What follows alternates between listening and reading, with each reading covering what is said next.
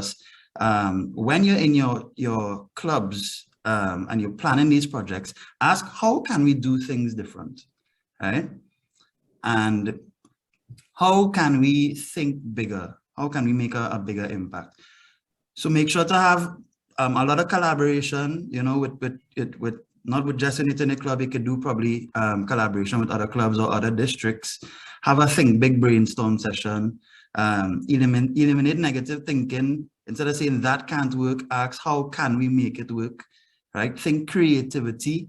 How can it appeal to the senses of the market you're trying to reach? And just imagine and think like a child, because children always think out of the box, right? Anything else you want to add, Leslie, before we start to pick on people? Yeah, well, actually, thanks for that, Justin. Good morning, all.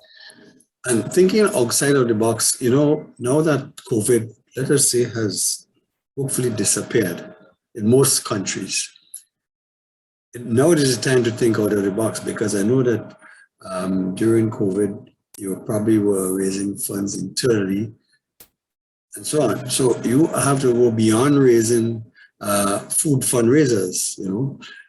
It's all good to have food fundraisers, but this has become a constant during COVID, you know. Sending, distributing hampers and that sort to people who are in need. So really and truly, what you are expected to do at this time is to go beyond that. Think of other innovative ways we can even do the food fundraisers as Justin suggested, but go beyond that. I think this is what we really need to consider, you know, because, you know, food, raising funds for food is sort of limited. It doesn't, and one, I'm scared that we're getting people accustomed to that sort of thing. So really and truly, we need to go outside to do other innovative things that can be useful to both the clubs. So that's my part here. That's my contribution. All right, thank you very much. So just as a guide at this point, we'd want to identify, you need to have at least 1 or 2 persons from the group here. And don't rush all at once. Don't rush all at once in terms of taking the notes from the discussions. All right, we have any volunteers? I want to volunteer Vanessa Leach because she won the round just now. So she knows a lot about Rotaract clearly. So she could probably lead the discussion. Vanessa, do I hear you? Hi, you want me to assist with taking notes? Beautiful. We're taking your own notes, the notes that will come from your group. Is that a challenge? Or? I can do that. Excellent. So Vanessa will take us through the notes. So the proposal is we have just about, we run until 1:25. So the suggestion is we use the first 15 minutes, look at topic 1. Use the second 15 minutes, look at topic 2. And we use the final 5 or 10 minutes to just recap and ensure that we're ready to put things forward. Any objections to that, or you're all okay with that? It's about 40 minutes, so even if we go a little over the 15 minutes, we're fine. 15 is just the gauge to keep us in check with each of the topics. All right, folks? All right, so DRR, E, and DGE, feel free to start picking and pulling out individuals. So we look at the food fundraiser first in terms of trying to think out. How many clubs have done it? Okay, great. Yeah. You all hear me clearly? Yeah. Yeah. Okay, so something we probably can do is, like, it will be a food and fundraiser, but let's say we could collaborate with a food establishment or restaurant where we invite people to actually come that night and buy food. We could probably sell it as tickets, and in that way, we invite people. Say we need to, the restaurant could hold 200 people, and at that night we actually get a percentage of the proceeds that is raised that night. So you actually get people to gather and have it like a semi-social event. We could turn it into a whole lime and fete if you could want to change up the restaurant aesthetic a bit, so people can get us way to mingle and socialize, because I know people have been dying for that. And then we just get a proceedings of like the profits that night. Yeah. So that's thinking a little bit differently, a little bit out of the box. Instead of just selling tickets, you have people actually coming in to the restaurant, and they will have entertainment and all these different things as well, right? Yeah, we could do that. Hire you to DJ. I could DJ, right? Cool. Anybody else had anything to add? On that same suggestion, Justin, I'm going visiting the district with BG Sonia. I've heard some Rotaract clubs do something like that, sell, partner with that restaurant and sell bulk amount of tickets. So persons just go and collect their food and they get the proceeds from it. So it's a good initiative. I see Tony Ray Britton from Central Port of Spain. They have a very interesting project with cupcakes every year. Tony, you wanna tell us how you all think out of the box with that particular project? And it's hard for Tony not to speak when we know her. Exactly. So good afternoon, everyone. As your Justin said, my club has an annual event called Cupcake Fest. Traditionally, we would sell cupcakes, as it says, and we would have different kids' activities like bouncy castles and things there to entertain the kids throughout the afternoon. However, because of COVID, we could not have that in-person interaction. So last year we had Cupcake Fest on wheels, where we just sold the tickets. Persons just came to collect it at a location. However, this year, I'm not sure how many people want cupcakes. Like, to me, not so much, right? So the finance director is trying to pivot into a sweet box, right? Possibly around Mother's Day. So it could be a gift to someone's mother, etc. So we didn't want to pivot in a major way because, of course, funds, that's something that we have to take into consideration as well. And of course, we found that for the past 2 years, even though our marketing efforts, we tried our best, for certain projects, we didn't get the traction that we would have wanted. So to an extent, we're trying to play it a bit safe. We know Trini's like the belly. We're trying to target different offices and so on a Friday evening, so we can go to them directly and get bulk orders. So we're hoping that having it during the week and not on a Saturday where people have to come out of their house and come pick it up, but we're delivering it to the office. We're hoping that that could help as well. So that's my contribution. All right. In terms of the cupcake fest though, that you all had before, it wasn't just you just go and buy cupcakes and you leave, right? How did it become a cupcake fest? Okay, so we would invite different bakers and cupcake artists into one location, and they would either rent a space from us or rent a booth, or we would get a portion of the profits. And people would come and buy different cupcakes, yes, beautifully decorated, very interesting, and again, have different activities going on. So it became a fest because the main attraction was cupcakes and sweets, while there were other activities, but we saw it more as a family day, and that was the plan that we would have had for 2021, to turn it into a bazaar, move it away again from strictly cupcakes, but to turn it into a bazaar. Yes, there may be cupcakes and different sweets there, but that not being the main focus. But again, COVID and all of that good stuff, so we're trying to shift as of now with the resources we have. The bazaar mightn't be something that we're able to do now, but hopefully in the future, it's something that we would want to do. Okay. Anybody has any other ideas? Garfield here. What's up, Garfield? Yeah, good afternoon.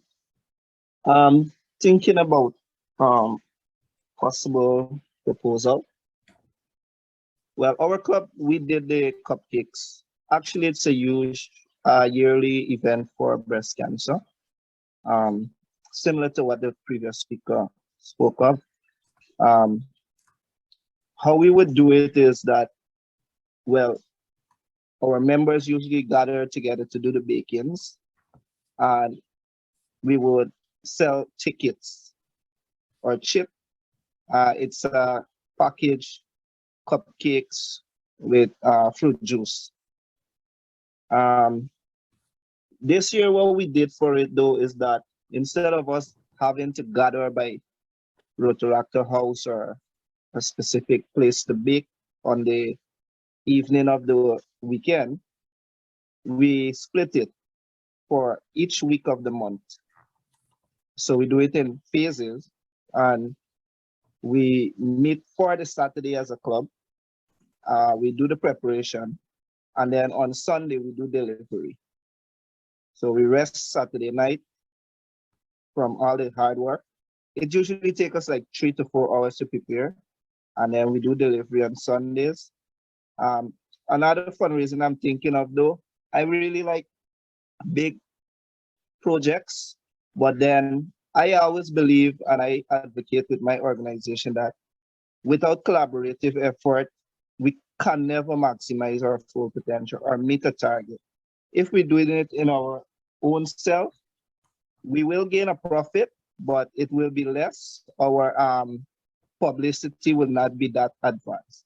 So I like collaboration, like for example, a barbecue is nice, but then add more to it, like how about a wet fest or a chutney competition? So we approach promoters who are popular in community or within the country. We say this is what we want as an organization, what we purpose is about, and we share the vision, not only with them but also to other businesses. Of course, few persons will like to come on board, and we're not going to be greedy, but we will make an agreement that, you know, the proceed, if it's the gate, let's say persons wants to come in, we can have that, and we can do barbecue and give a percent of that to the host. While you do your show, you have full access to the bar for yourself. What else they usually do? They, beside barbecue, you know, other persons might do food, or Yeah. you know, you do it in an exhibition piece, like so person can benefit like from the different aspect of the fundraising, maybe bar, food, finger foods, you know, that aspect. Yeah. And that can really bring popularity. With that, you're promoting the club. Rotaract Club, for example, New Amsterdam is collaborating with Jam Zone or Carnival Fest or something, you know. When people hear the title of the organization, and then if it's a popular promotion or artists or whatever they are, without knowing what Rotaract is all about, they're gonna come. They're not gonna come really. Well, yes, we can get some person curious to know because we marketing the Rotaract brand. Yeah. But then they're gonna come and they're gonna support, and then there's where we can able to maximize. I like that idea, Garfield. President Garfield. The barbecue with a extra flavor, with a chutney competition.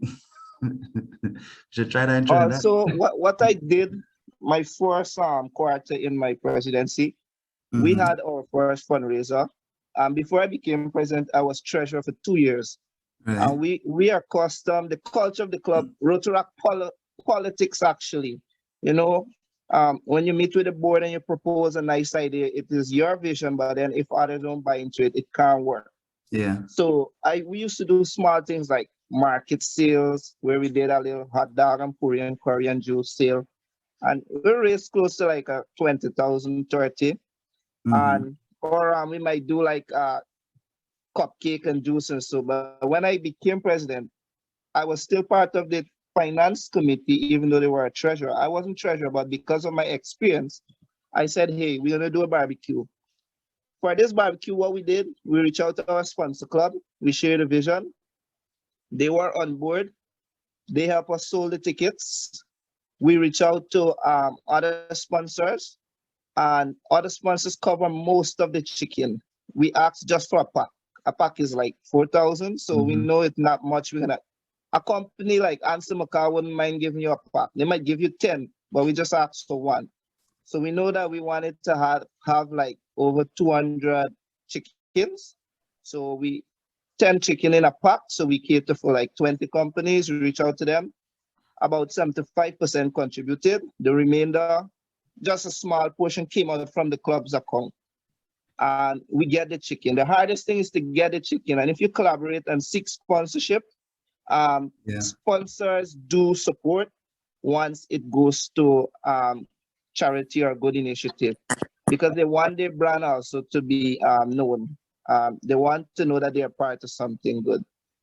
And sponsorship, We were collaborating with able. sponsors, yeah, collaborating with sponsors will also create a bigger profit margin for you guys. So it's thinking on another level for sure. Yeah. Yeah. We were able to raise over 240,000 from it because Amazing. Well, how much is that in didn't come US? from, in US, $100 US is 20,000 Guyana dollars. Right. Okay. Well, yeah. Good man. Yes, sir. 1,000 and something US. Okay. Great. Certainly, I like the way Garfield is thinking. You're going beyond what you normally do to reach out to a wider community, and that would certainly increase your revenue in your fundraising events. So I think that attitude is the right attitude to go really beyond the norm. So that's great. Julian, are we on time for this one? Now going to say that we're one or two, so I'd like us to move on to topic 2. And then, as I said, we spent last 5 minutes or so recapping on both areas to see what we want to present. Okay. Vanessa, how are you looking with the Members suffer from burnout and Yeah. not attend Coming good with meetings, the notes. whether Zoom or in person. Sorry, go again, Vanessa. I was just saying I'm coming along good with the notes. Excellent. Okay. Good. So we're moving on to topic 2 now, which speaks to members suffering from burnout and not attending meetings, whether it be Zoom or in person. So we're looking for some out-of-the-box ideas. How do we encourage rebuilding the attendance? All right. Leslie, in your Rotary club, you have Rotary members. Yes. suffering from Zoom, yeah? What we found that when COVID hit us and we needed to have meetings, we switched to Zoom.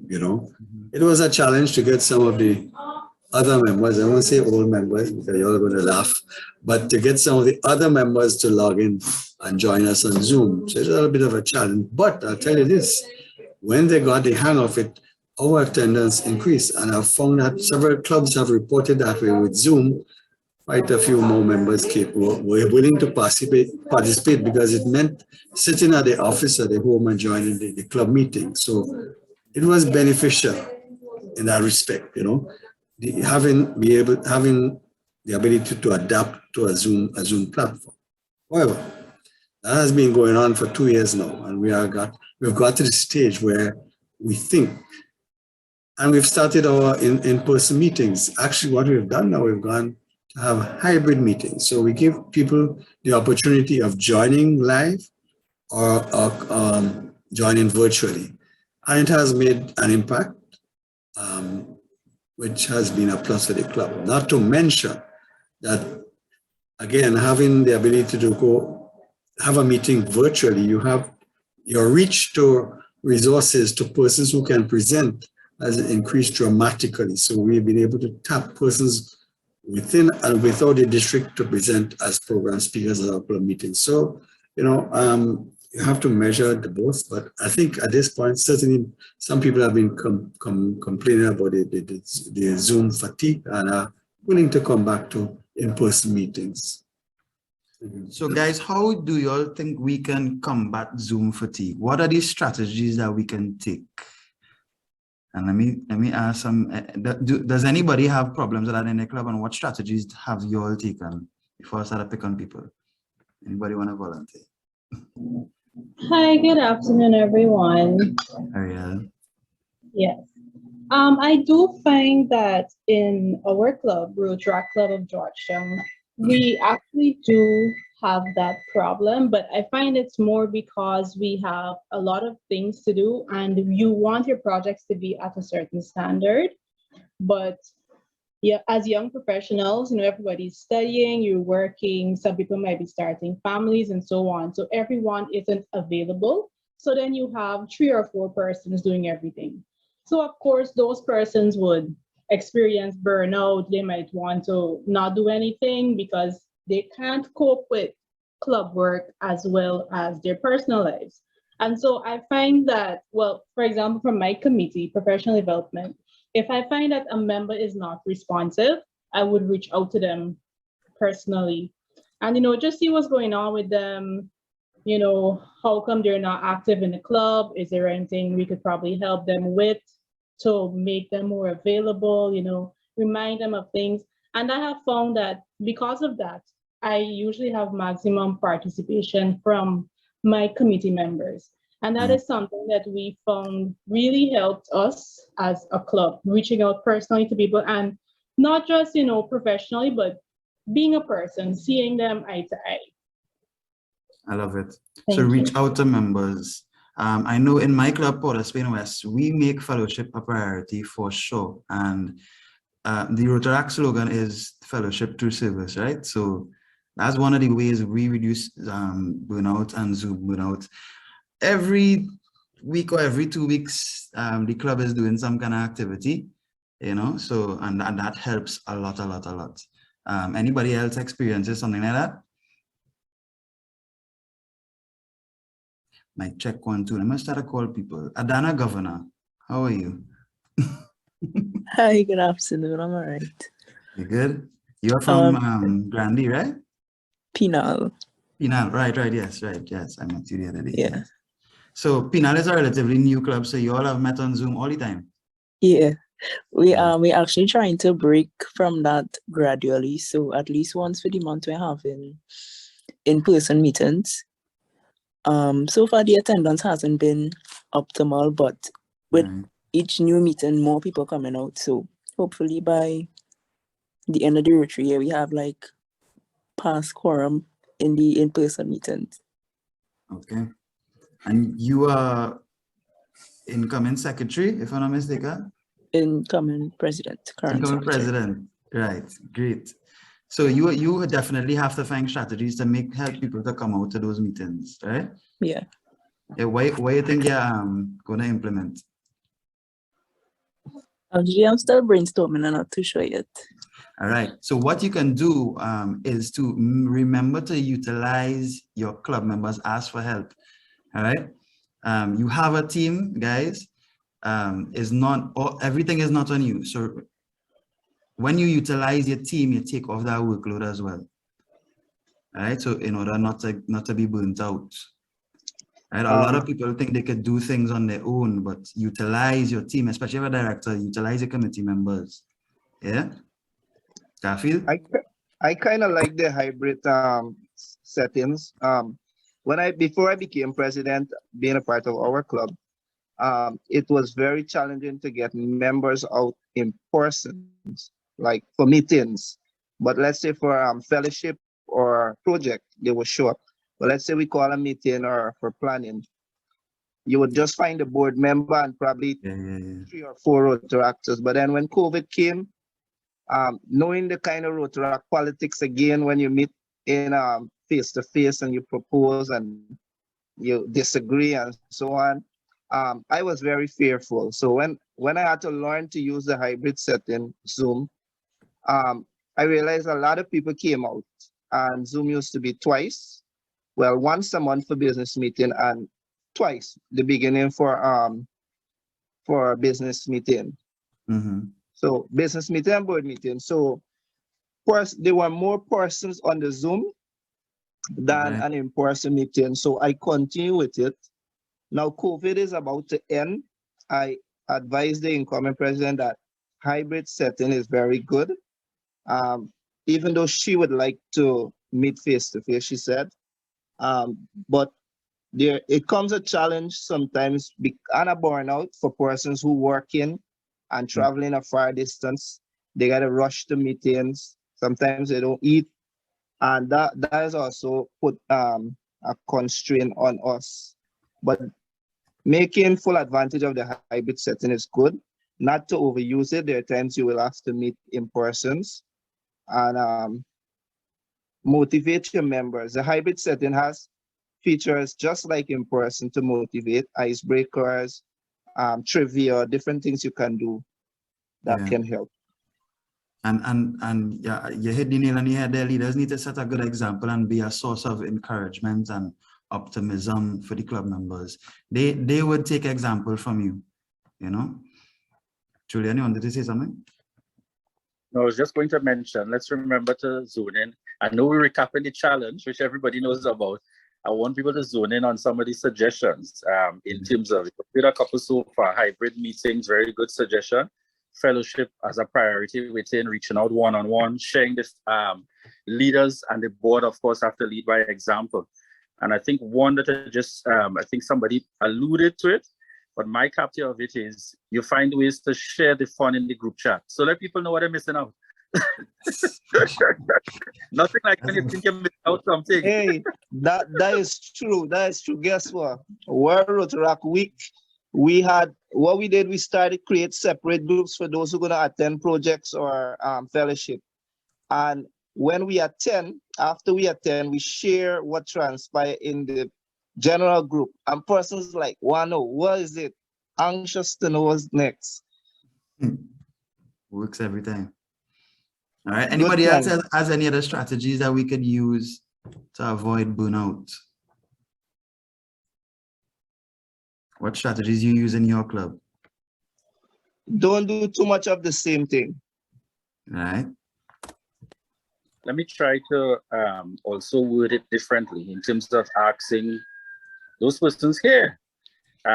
What would be your incentive? Why you came out today? What's your incentive to join and attend meetings?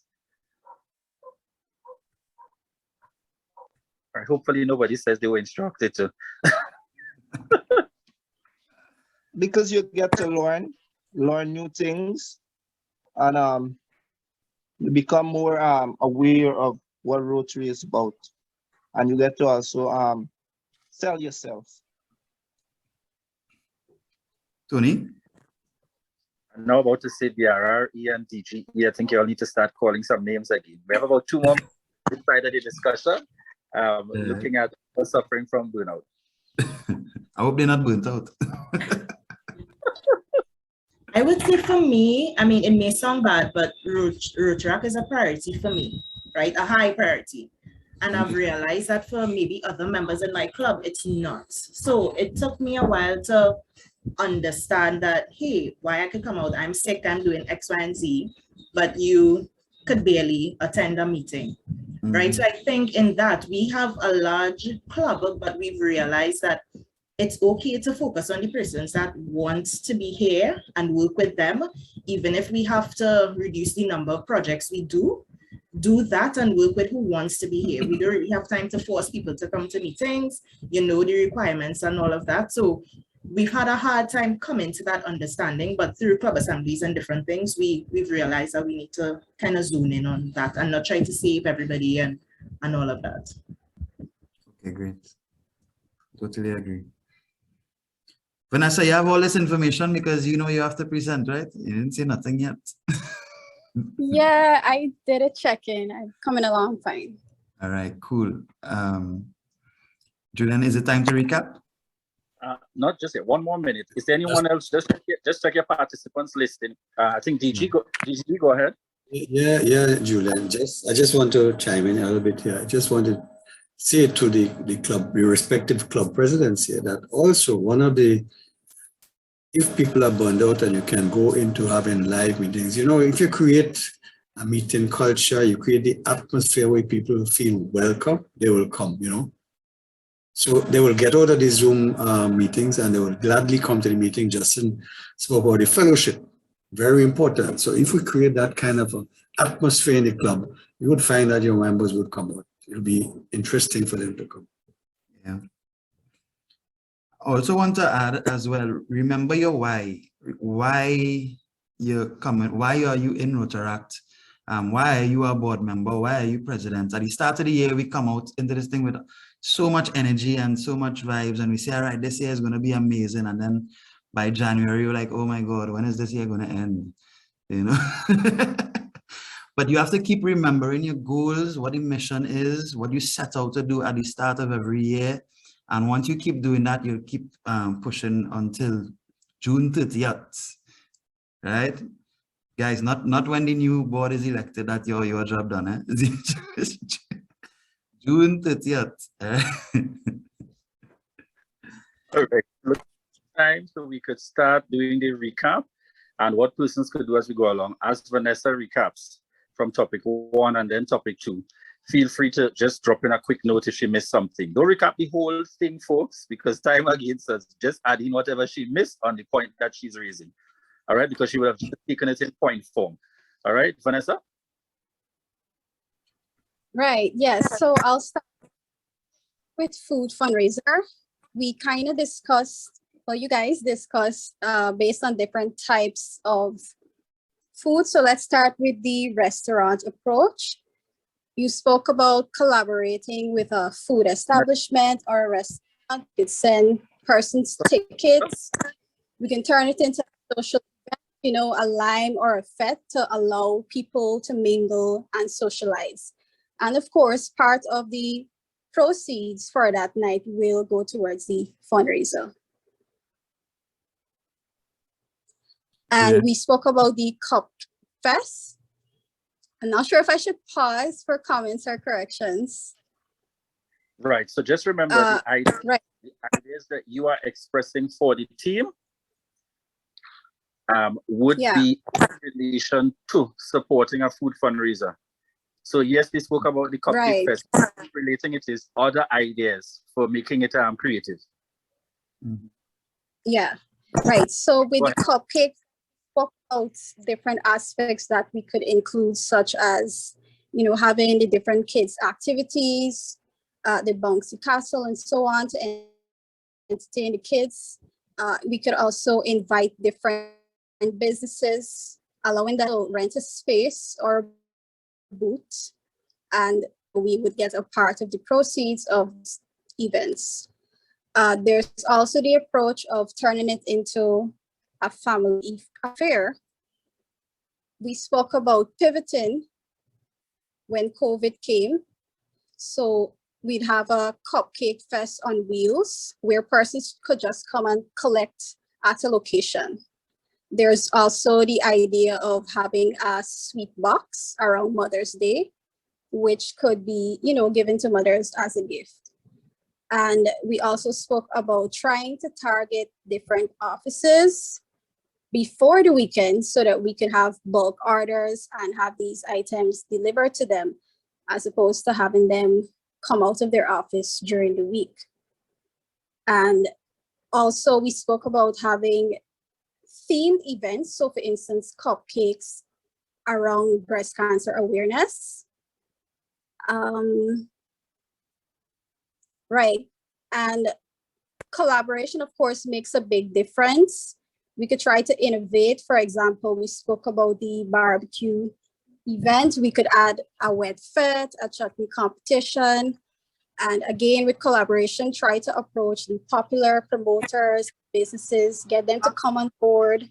Could even take an exhibition approach so persons could really benefit from different aspects such as the bar, the finger foods, just a really diverse approach. And, the collaboration with these popular organizations could help to push the Rotaract brand too, as it would grasp people's attention, and then you start to focus on Rotaract.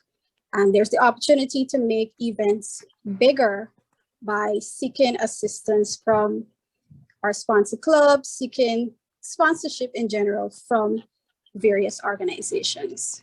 So that's it on food fundraiser. Just a suggestion. I don't know if it would be wise to, especially with the Cupcake Fest, to mention Central Port of Spain, before people decided. So mention that is a Central Port of Spain project. Yeah, it's a signature project. Yeah. All right, Central Port of Spain. And so that's that. Right. For members suffering from burnout from meetings and Zoom fatigue, we did acknowledge the initial challenges, but eventually persons got in the hang of it, and attendance even increased via Zoom. So with that, we eventually started transitioning to hybrid meetings, and we spoke about using that even after we continue to transition out of the pandemic, so to speak. So yes, the hybrid setting could really help to improve attendance. So, I mean, it would really assist with those persons who have busy work schedules and so on. But of course, we know that we should not take advantage of it. There are some events that we have to do in person, but once we're doing that hybrid meeting, we can utilize features such as icebreakers and trivia to keep persons engaged. Also, something that contributes to burnout from meetings is the bulk of work that persons have to do, Rotaract related. And of course, persons have things to do in their personal life. So as persons become fatigued trying to balance, what we can do is try to reach out to those who are not that responsive, ensure we check in with them, find out what's going on with them, encourage them, and so on.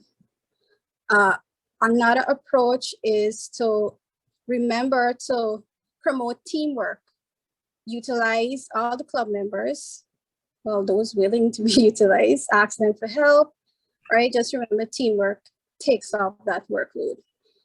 Also try to motivate club members and be a source of optimism. This is particularly for leaders. We can focus on incentives for persons joining meetings in terms of they should remember why they're part of this, why they want to join, why they want to attend. And with that, we should also focus on the persons who want to be there and be in Rotaract. You know, work with the persons who have the most passion for it, even if that means reducing the number of projects. And of course, the motto of Rotaract is fellowship through service. So with that, we need to make fellowship a priority. Create an atmosphere of fellowship to inspire persons. And last but not least, remember the why, the vision, the mission, and the goals to help take you throughout the entire year. Great. I think that's it. Yeah. One of the things as well, Vanessa, in terms of sharing the fun in your group chats. Remember, you want to work on the psychology. Sharing the fun. Okay, I guess that could come under motivation. Just a quick suggestion. You took just about 8 or so minutes to 10 to present what you just spoke to there, but they're only giving us, so my suggestion is capture your main points when you're speaking, and then you could elaborate within your within the 5 minutes. Okay. On each of them, so capture your main points that you're highlighting and responding to the thinking out the box and the ideas, and then you could elaborate. Time runs out, your main points are captured for all. All right. Yeah. So we have 1 minute. Good fundraiser. Yeah. We have RE and DGE in the last minute before we wrap up this chat. I see we have Ariel wanted to say something. I don't know if we have time or not. Hi, yes, good afternoon. Just to add to what was said by Stephanie, I was saying that we reach out to persons so that we kind of connect with them to kind of alleviate the stress on just the 3 or 4 persons who would have been working. So you're basically trying to bring them back into the labor is divided. So that's how you're kind of alleviating the burnout from the members. Okay. Thank you for that. So yeah, in closing, guys, remember in the next year, when you're setting your when you're planning your projects and implementing your projects, think big, think differently, right? It's not the things that we've done in the past are all well and good. We congratulate ourselves for these things, but next year, how do we make a bigger impact than we have done before? All right, and remember, when you take that commitment to be a Rotaractor and you take the commitment to be a director on the board, you take that commitment for the entire year. So it's really ultimately you are responsible for keeping yourself active for the entire year. You're responsible for not getting burnt out, right? It's all in you. You know, all the external factors you could blame it on, but you are ultimately responsible for it, all right? DG? Thank you, there, Justin. Yes, you may remember that our current Rotary International president has implored us to dream big dreams and do big projects. So, as Justin said, we are now getting out of that phase where we were all shut in. We now have to think bigger, expand our reach to our communities. That's where we create impact by doing bigger projects, getting out there, having our communities part of what we do, and so you create more impact. You spread the brand Rotary, Rotaract in your community, and when you do that, you improve lives. So that's the focus now, going out there and doing bigger projects. And that is the way, that's one way of certainly attracting persons to your organization, and you increase your membership. So that's the way we should. Thanks. It's a good session. I was looking for some more interaction, but I suppose the brave one spoke up. Thank you.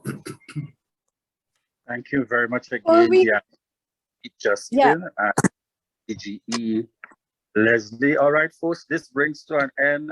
As the good song says, we've been it won a G with the big boys. Yep, these are the big boys. So 2022, 2023, actually to head back to the main room at this point.